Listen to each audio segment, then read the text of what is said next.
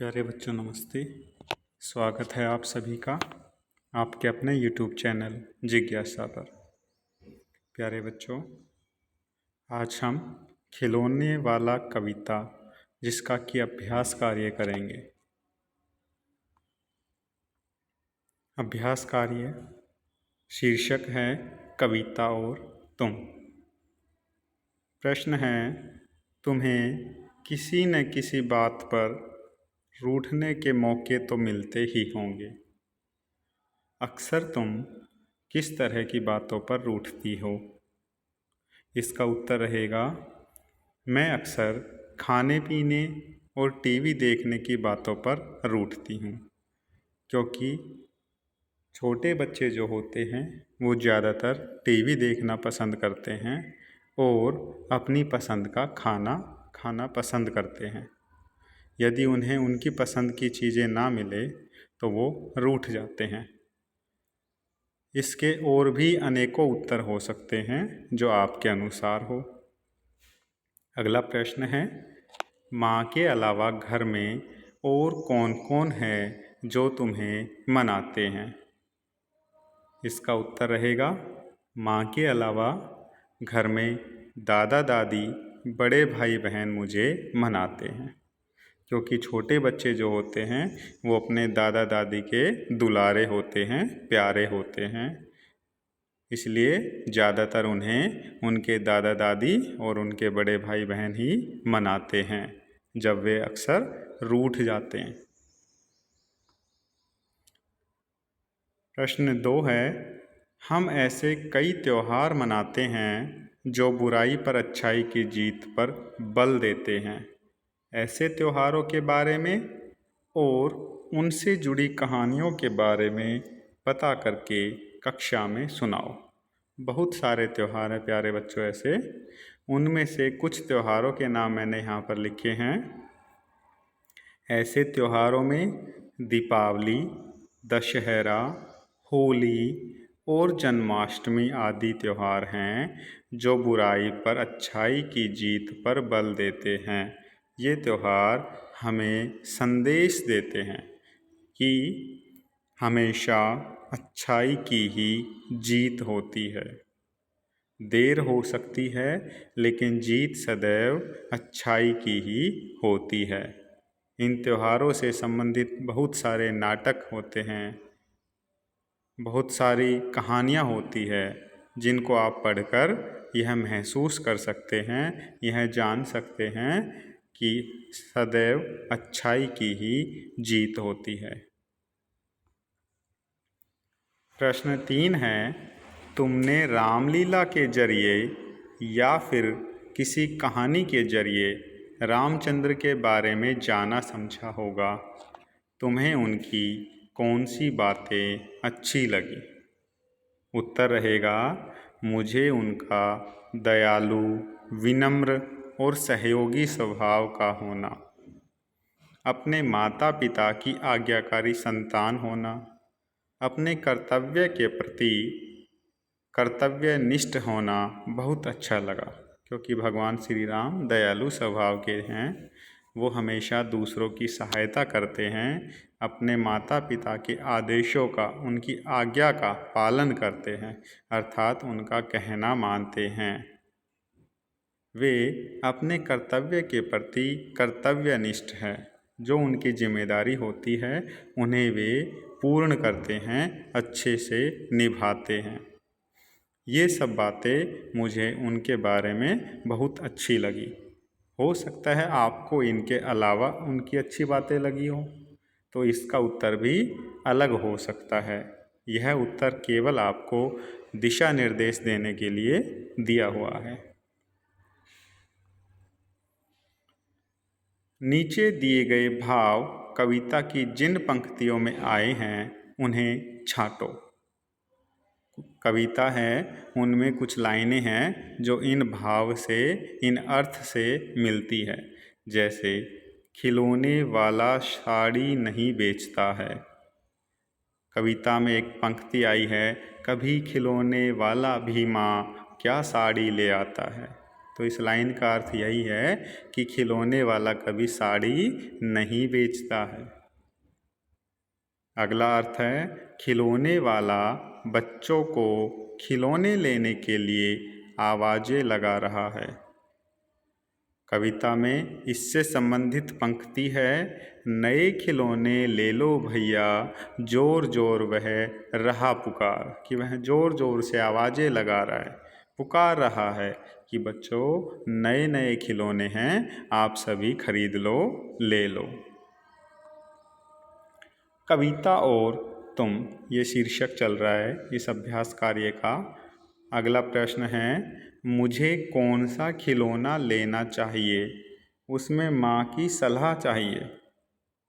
तो इससे संबंधित पंक्ति रहेगी, कौन खिलौना लेता हूँ मैं, तुम भी मन में करो विचार।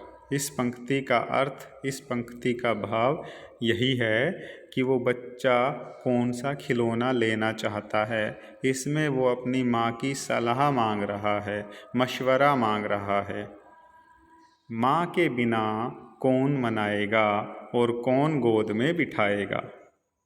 इससे संबंधित पंक्ति है, तो कौन मना लेगा, कौन प्यार से बिठा गोद में, मन चाही चीज़ें देगा।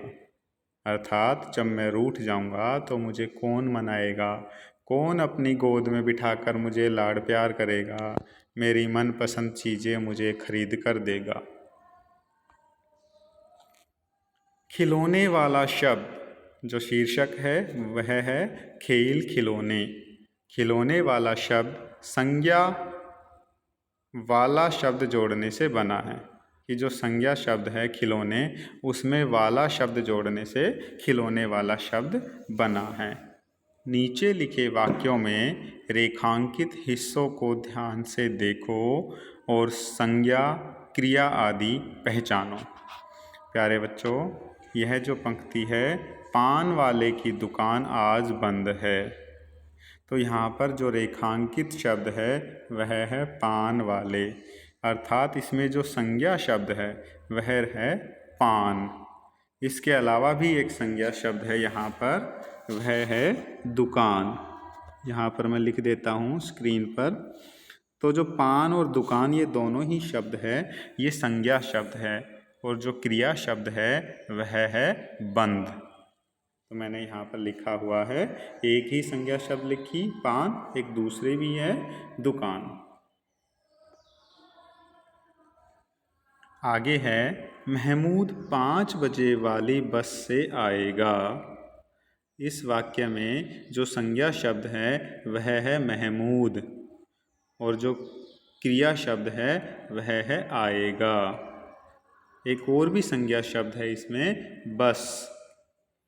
तो बस भी संज्ञा शब्द है और महमूद भी संज्ञा शब्द है, मैंने एक ही लिखा है, और क्रिया शब्द है आएगा। नंदू को बोलने वाली गुड़िया चाहिए। इस वाक्य में संज्ञा शब्द है नंदू, गुड़िया, और क्रिया शब्द है बोलना चाहिए। दाढ़ी वाला आदमी कहाँ है, तो जो संज्ञा शब्द है इसमें आदमी है, और जो क्रिया शब्द है वह, एक छोटी सी मिस्टेक हो गई है बच्चे, यहाँ कहाँ की जगह है आएगा, जो क्रिया शब्द है वह होगा है।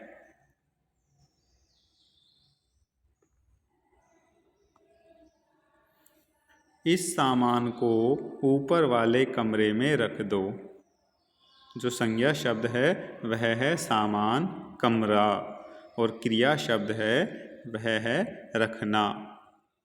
मैं रात वाली गाड़ी से जम्मू जाऊंगी। जो संज्ञा शब्द है वह है गाड़ी, जम्मू, और जो क्रिया शब्द है वह है जाऊंगी। तो आपने देखा, इन वाक्यों में हमने संज्ञा शब्द एवं क्रिया शब्द चुनकर लिखे हैं। कविता में कथा, यह शीर्षक है इस अभ्यास का। इस कविता में 3 नाम कौन कौन से, राम, कौशल्या और ताड़का आए हैं।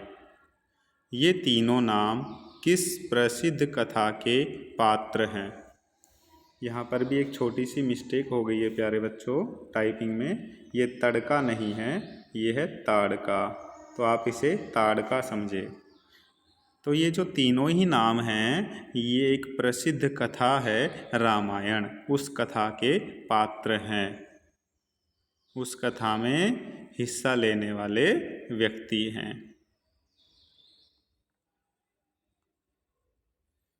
ख, यहीं रहूँगा कौशल्या में, तुमको यही बनाऊँगा। इन पंक्तियों का कथा से क्या संबंध है? इन पंक्तियों से कथा से संबंध यह है कि जो बच्चा है वह अपनी माँ की तुलना रामायण कथा की पात्र कौशल्या, जो कि श्री राम की माँ है, उनसे कर रहा है। वो अपनी माँ को कह रहा है कि मैं भी कौशल्या की तरह ही आपको रखूँगा। जिस तरह से भगवान श्री राम कौशल्या माँ के सभी आदेशों की पालना करते थे, वैसे ही मैं भी आपकी सभी आज्ञा का पालन करूँगा, आदेशों का पालन करूँगा। इस कथा के कुछ संदर्भों की बात कविता में हुई हैं। अपने आसपास पूछकर इनका पता लगाओ। तपसी यज्ञ करेंगे, असुरों को मैं मार भगाऊंगा। अर्थात कि वन में जो तपस्वी लोग हैं, जो ऋषि मुनि हैं, वो तपस्या करेंगे। उनकी तपस्या को भंग करने वाले राक्षसों को, दानवों को मैं मार भगाऊंगा, वहाँ से भगा दूंगा। इससे ऋषि मुनि अपनी तपस्या शांतिपूर्ण कर सकेंगे। इससे उनकी सुरक्षा होगी, रक्षा होगी, उनके काम में कोई बाधा नहीं आएगी। तुम कह दोगी वन जाने को, हंसते हंसते जाऊंगा। इन पंक्तियों से आशय है, अर्थ है कि श्री राम जी ने जब उनको वनवास का आदेश हुआ तो हंसते हंसते उसे मान लिया था। हंसते हंसते वह अपने माँ की आज्ञा का पालना करते हुए वन को चले गए थे। तो ऐसे ही वो बच्चा भी अपनी माँ से कहता है कि जो भी आदेश आप मुझे दोगे उसको मैं हंसते हंसते मान लूँगा, स्वीकार कर लूँगा। तो इस तरह से वह अपनी माँ की आज्ञाकारी संतान बनना चाहता है। प्यारे बच्चों, इस वीडियो में इतना ही। वीडियो देखने के लिए धन्यवाद। प्लीज़ वीडियो को लाइक करें, शेयर करें और चैनल को सब्सक्राइब करें।